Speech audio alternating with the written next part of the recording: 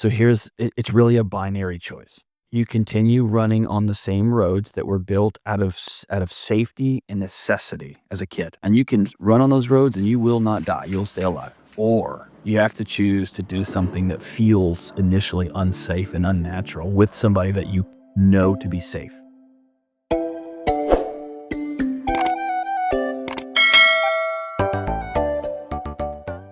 Hello, Bunny.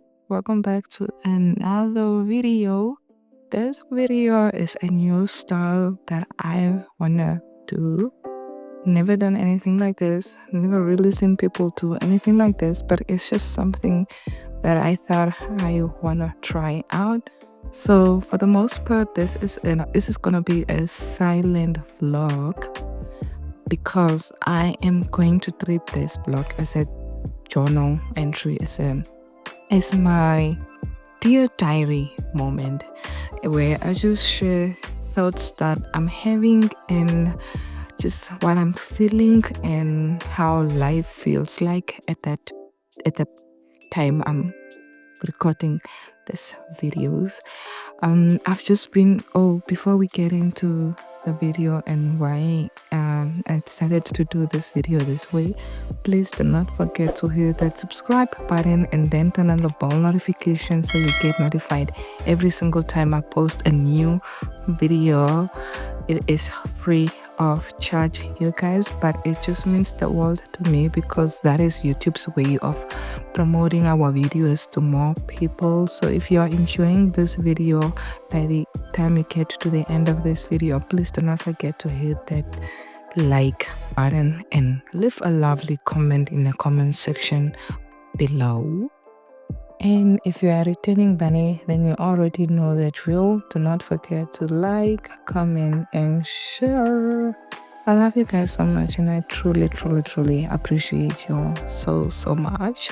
Thank you guys for always sticking around and for watching my videos, for showing me love. It just means the world to me. And yeah, it just shows that people appreciate my creativity and it feels good. So thank you guys so much for always showing up on this YouTube streets for me.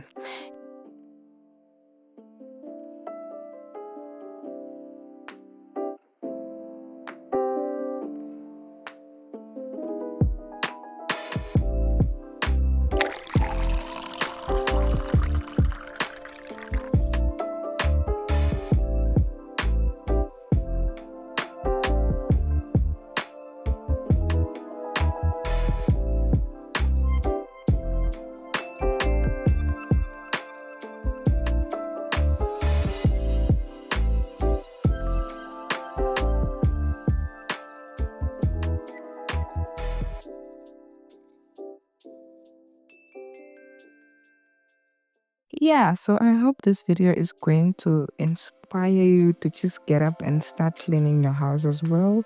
And if it doesn't, I hope that you are already up on your feet cleaning your house and listening to this. And yeah, enjoy watching me clean my house as I talk about oversharing. So today's diary entry is going to be about oversharing. And yeah, let's get into that.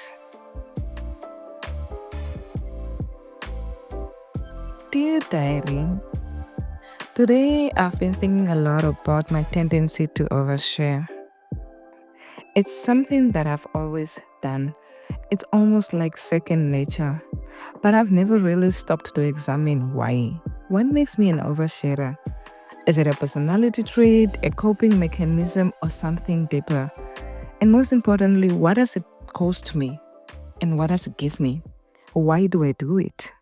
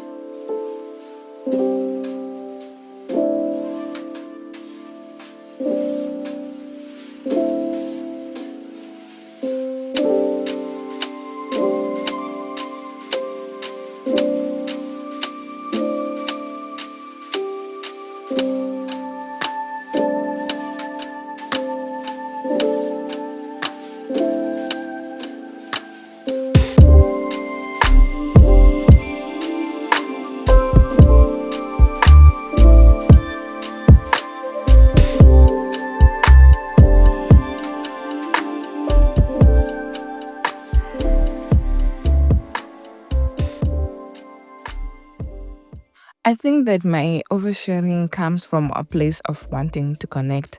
I've always been the kind of person that wear their heart on their sleeves, who believes that vulnerability is the quickest way to build intimacy. But sometimes I wonder if I'm just overshooting the mark.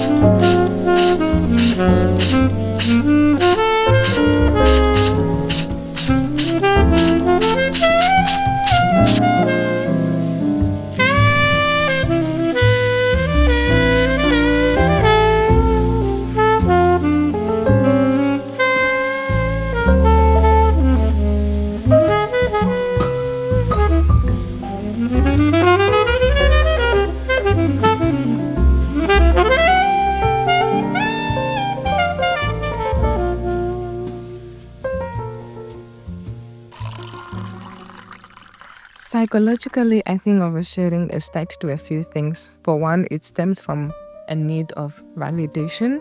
When I share something personal and someone responds with empathy or validation or understanding, I feel like, whoa, there's somebody that understands what I'm going through. And it feels like confirmation that I'm not the only one going through something. It's comforting and it's also a little addictive. I've read that oversharers often have high levels of openness, and it's one of the big five personality traits. I'm a very curious, imaginative, and emotionally expressive person, which is also something that goes with people that are oversharers or that type of personality trait. And sometimes it is to a fault.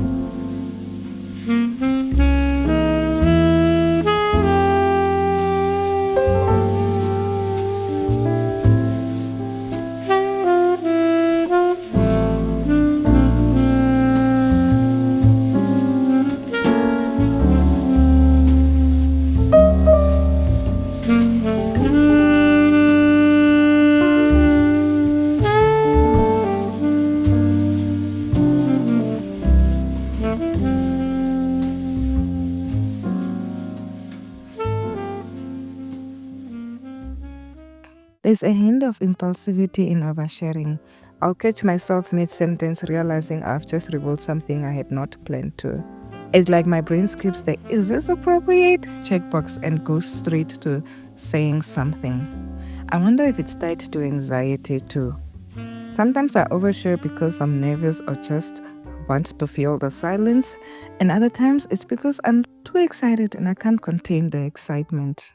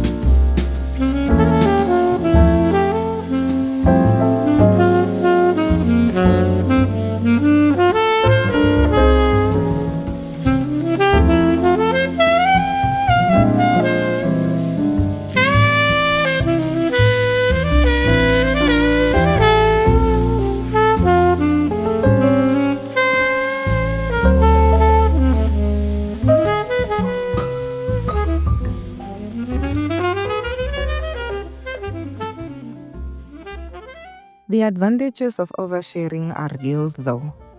It's helped me build deep and meaningful connections with people who appreciate my honesty.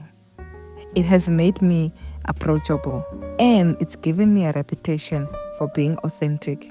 I think it's also helped me process my own emotions. Talking things out loud makes them feel more manageable.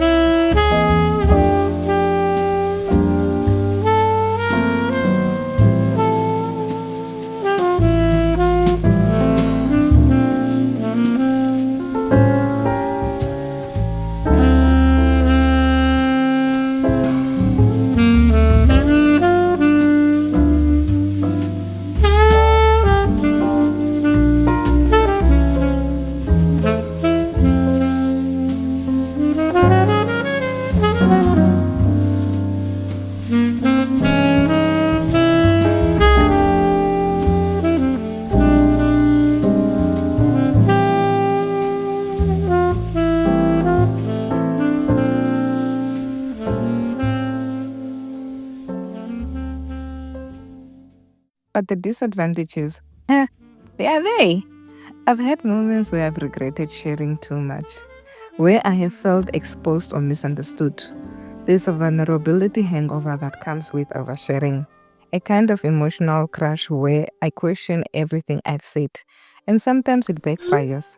Not everyone knows what to do with so much information, and it can make people feel uncomfortable or even push away people.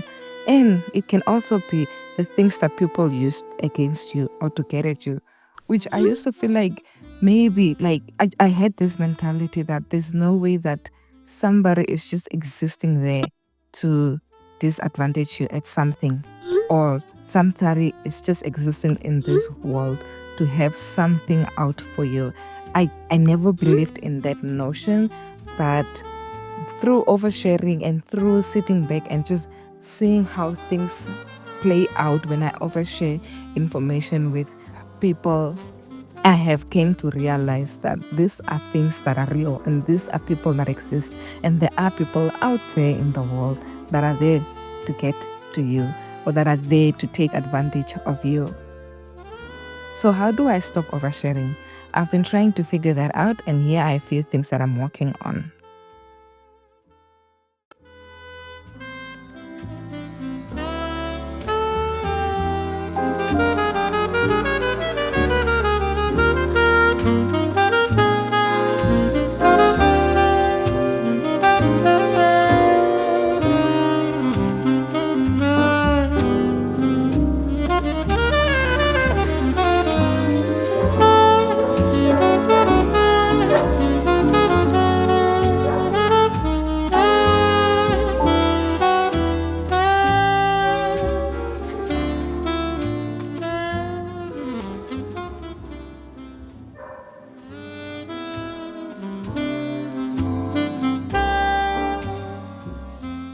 Number one, pause before speaking. I'm trying to slow down and ask myself, does this need to be said? Does it need to be said by me? Does it need to be said right now? It's a simple filter, but it helps. And honestly speaking, sometimes the people know, the person knows. It's not just you thinking it. They know it. They are thinking it. And you don't have to be the one to say it. Somebody else is probably also thinking it. Let them say it. It doesn't have to come from you. You don't have to be the one to say it.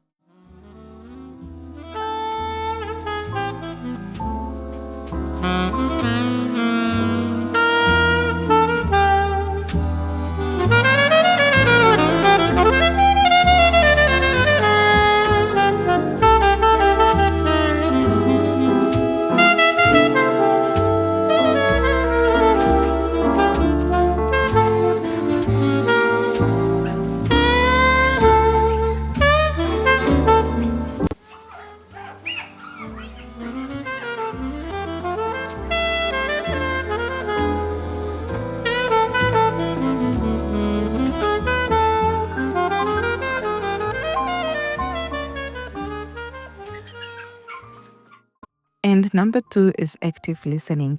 Instead of jumping in with my own stories, I'm trying to focus on what the other person is saying. It's amazing how much more balanced a conversation feels like when I'm not dominating it. And I do not always have to dominate conversations. Sometimes the conversation does not have to be about me, and sometimes I just have to listen. I do not have to say anything.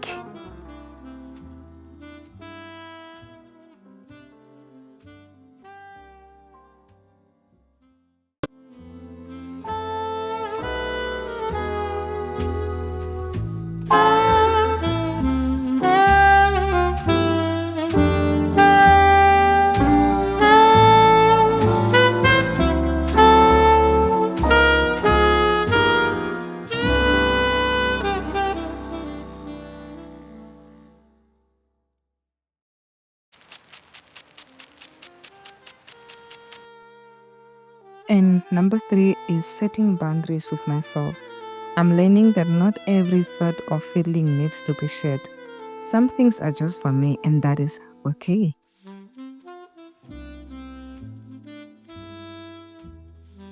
Number four is reflecting before reacting. Whenever I feel the urge to overshare, I am stopping myself and pausing for a moment and asking myself, why am I oversharing? Am I seeking validation? Am I nervous? What is it? And finally, number five is embracing silence. I am learning that silence isn't awkward. It's just space. And sometimes that space is necessary.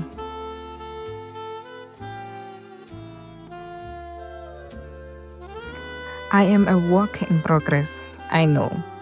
I don't want to lose my openness or my authenticity, but I do want to be more intentional about how and when I share. Maybe it's about finding a balance, being vulnerable without being overwhelming, being honest without being excessive. Anyways, that's where I am today. It's a journey, yeah, but I'm learning, and maybe, just maybe, I'll get better at keeping some things to myself.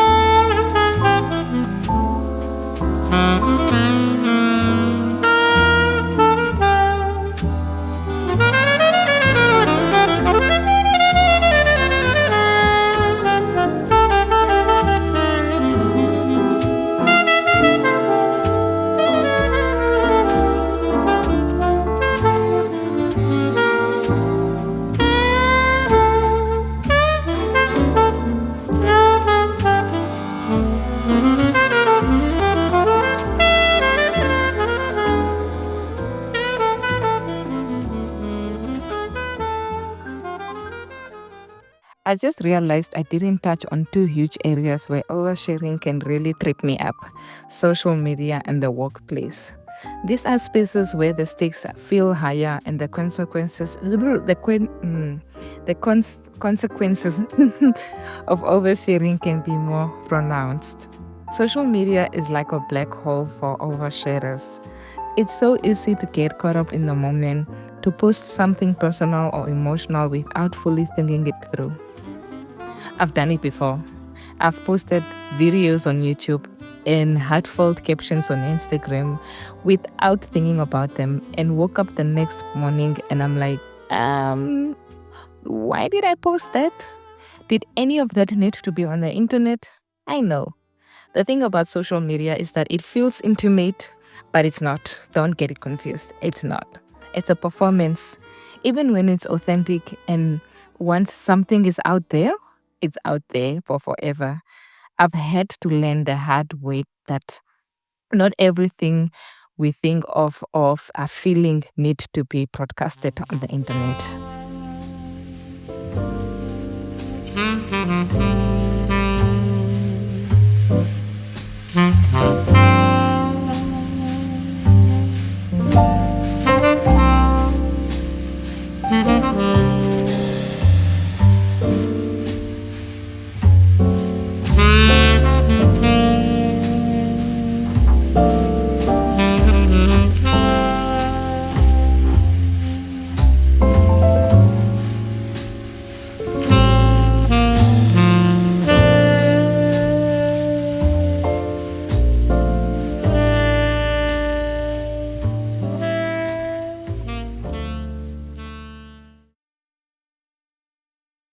The psychology behind oversharing on social media is interesting though. I think it's tied to that same need for validation but amplified.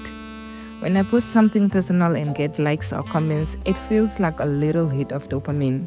But it's also fleeting and it doesn't actually solve anything. In fact, it can make me feel worse, especially if the response isn't what I hoped for. I am trying to be more mindful about what I share online, to ask myself if it's truly adding value or if I'm just seeking attention.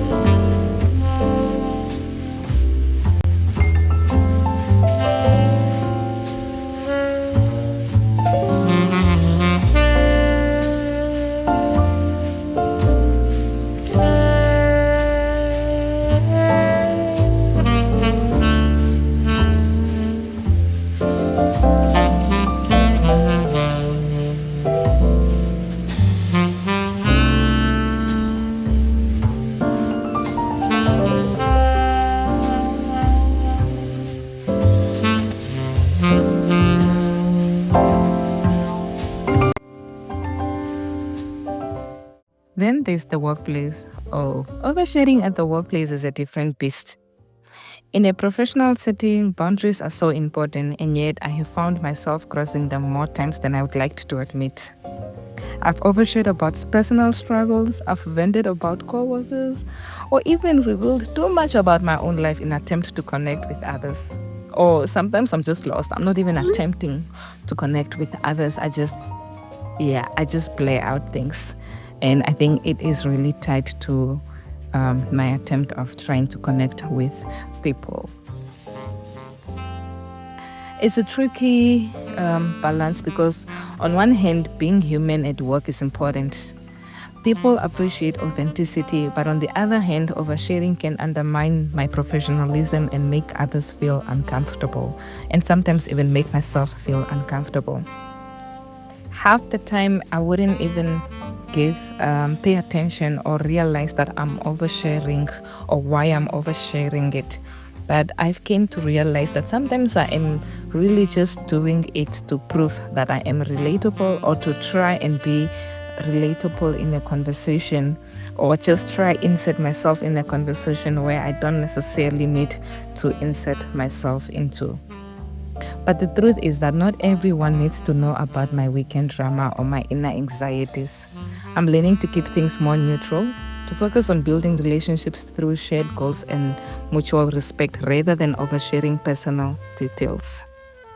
The key in both social media and the workplace is to remember that not every space is the right space for vulnerability. It's okay to hold some things back, to protect my privacy and maintain boundaries. It doesn't make me less authentic, it just makes me more intentional. Anyways, that's where my head's at tonight. Oversharing is part of who I am, but it's not all of who I am.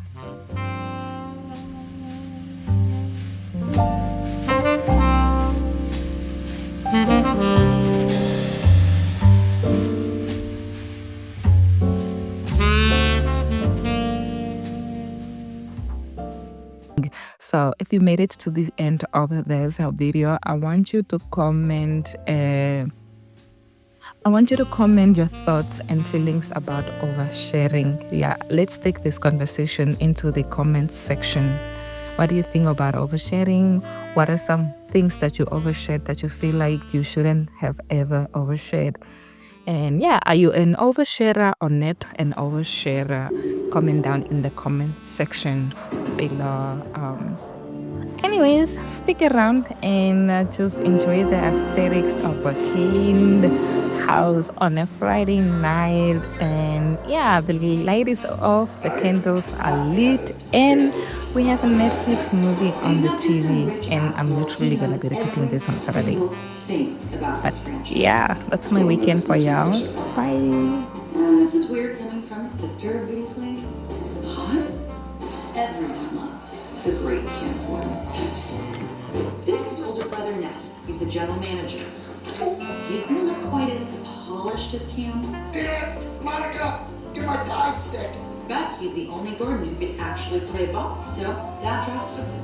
Ness lasted half a season. Break a leg, break a leg, break a leg, break a leg.